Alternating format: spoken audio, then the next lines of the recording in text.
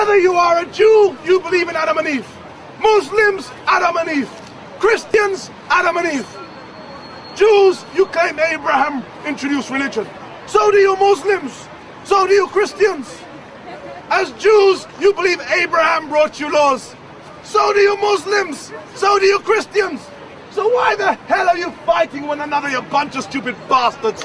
You should be fighting me. I don't believe in any of that bullshit. But oh no, you fight each other when you all worship the same God. And then you Jews, you Muslims and Christians are all arguing about the race of Jesus Christ. Jews say Jesus was a Jew. Muslims, Jesus was a Muslim. Christians, Jesus was a Christian. Let me end this nonsense once and for all.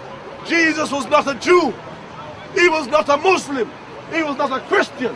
Jesus Christ was a Jamaican.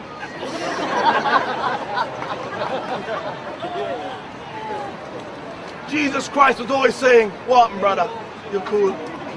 Irie, peace and love." Jesus Christ. Look at it. Jesus had to be Jamaican. Look, he was a qualified doctor, a wine merchant, fully qualified carpenter, and he was still unemployed. Had to be Jamaican. What else could he have been?